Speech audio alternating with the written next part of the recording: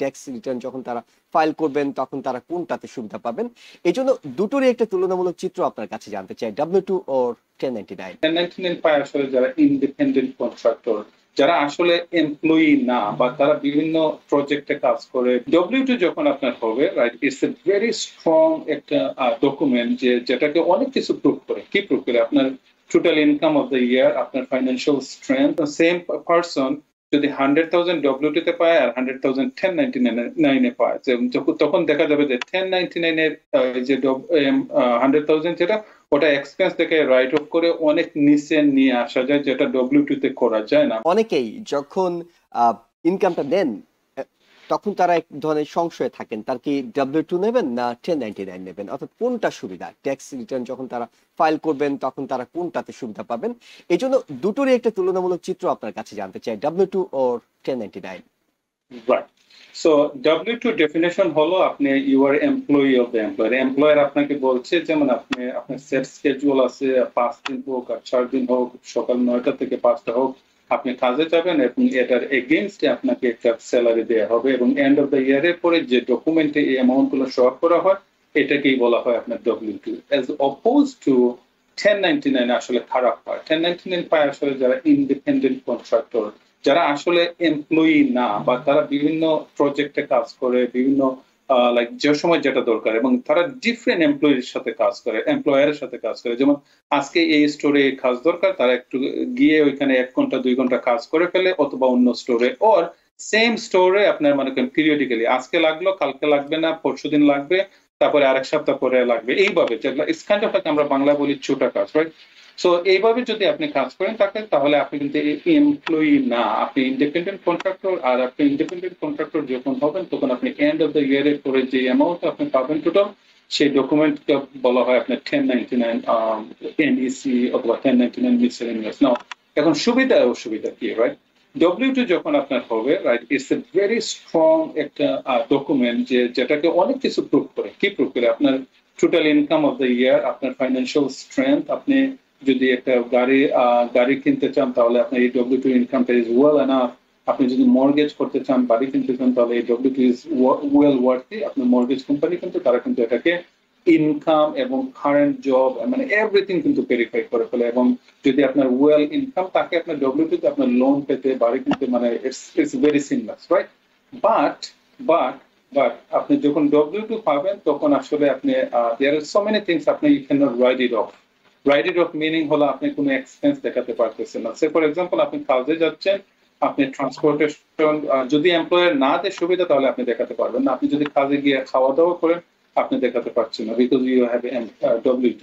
So এখন যদি আপনার এটা W2 ছাড়া যদি আপনি 1099 থাকতো, ইন্ডিপেন্ডেন্ট কন্ট্রাক্টর যে পেমেন্টটা থাকতো, এটা আসলে ইউ ক্যান ট্রিট দ্যাট এটা আপনার বিজনেস, এবং আপনি এই বিজনেস থেকে এই 1099 এর ইনকামটা আপনি বিজনেস ইনকাম হিসেবে পাচ্ছেন। বাট এই বিজনেসটা রান করতে আপনার এক্সপেন্স আছে। এক্সপেন্স কি? যখন আপনার ফোনের বিল হতে পারে, আপনার ট্রান্সপোর্টেশন যে ওই লোকেশনে গিয়ে কাজ করতেছেন, অথবা আপনি যে খাওয়া দাওয়া করতেছেন ওই লোকেশনে কাজ করার সময়, অথবা আপনি একটা রেন্ট, আপনার ভেহিকুল এক্সপেন্স, অনেক ধরনের এক্সপেন্স, অ্যাডভার্টাইজিং এক্সপেন্স, অনেক ধরনের এক্সপেন্স যেটা আছে, আপনি কিন্তু এটা রাইট অফ করতে পারেন। So say for example, same employee, same person যদি 100,000 W2 তে পায় আর 100,000 1099 এ পায়, তখন দেখা যাবে যে 1099 এর যে 100,000 যেটা, ওটা এক্সপেন্স থেকে রাইট অফ করে অনেক নিচে নিয়ে আসা যায়, যেটা W2 তে করা যায় না। বাট 1099 এই ডকুমেন্টটা স্টিল ইটসেলফ মানে এত স্ট্রং না, যেটা W2 এর মতো মানে স্ট্রং থাকে। তো এই ক্ষেত্রে আপনাকে দেখতে হবে, যেমন আপনি যখন মর্গেজ নিতে চান, আপনি বাড়ি গাড়ি কিনতে চান, তখন আপনার 1099 মানে ডকুমেন্টটা এত হেল্প করে না যতটুকু হেল্প করে W2। সো ট্যাক্স সেভিং অনুযায়ী মানে আপনার sometimes 1099 is better than W2, but if you think, আপনারা যদি অন্যান্য বিষয় থিঙ্ক করে দেখেন, তখন হয় W2 is better than 1099, but it is also related to the individual needs, like taxpayer গোলটা কি, তাদের আসলে কি করতে চাচ্ছেন, তাদের উপরে নির্ভর করে অনেক সময় যে ওয়েল আমার জন্য W2 মেক সেন্স, 1099 না। আরেকজন বলবে না, আমার জন্য 1099 মেক সেন্স, নট W2। এবং এই ক্ষেত্রে যদি আপনার হাতে অপশন থাকে যে আপনি চয়েস করে নেয়ার, W2 নেবেন আর 1099 নেবেন, কোনটা নেবেন সেটা কি আগে থেকে কোনো একজন সিপিএ কিংবা এনরোল এজেন্টের সঙ্গে পরামর্শ করে নেওয়া উচিত বলে আপনি মনে করেন? পরামর্শ করে নিলে আপনি এই যে আমি এখন কম্পারিজনটা বললাম আপনার, রাইট? আমি যখন কম্পারিজনটা আপনাকে বললাম, আপনি তখন বুঝে নিলেন যে ওকে ওয়েল, এই বছর আমার এইটা দরকার, আমি I would go this way. Next বছর মেবি আমার সিনারিও চেঞ্জ হয়েছে, I don't need this anymore, so I go to the different. So again it depends on the each individual, কোন ইন্ডিভিজুয়ালের কোন বছরে কি দরকার, and based on this they can take this consultation, they can take these advice, and they can make their better financial decision in their life. একেবারে শেষ মিনিটে আছে, আমরা 30 থেকে 35 সেকেন্ড হয়তো আমরা সময় নেব। সেটি হলো যে যারা এই 15 এপ্রিলের মধ্যে ট্যাক্স ফাইল সাবমিট করতে পারবে না, তাদের জন্য অপশন কি থাকছে?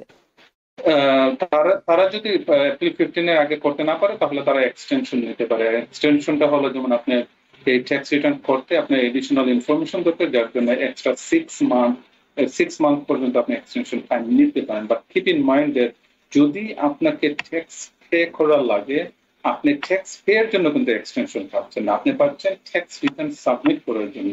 এই ক্ষেত্রে আইআরএস সাজেস্ট করে যে লাইক আপনি যদি মনে করেন আপনাকে ট্যাক্স পে করা লাগবে, যখনই এক্সটেনশন নেবেন ওই সময় কিছু এস্টিমেটেড ট্যাক্স পে করে দিবেন আপনি, সো দ্যাট আপনাকে পেনাল্টি অথবা ইন্টারেস্ট কম দিতে হবে। অনেকে বলতে পারেন আমি এস্টিমেট যদি করে ওভার এস্টিমেট করে আমি কি ফেরত পাবো কিনা?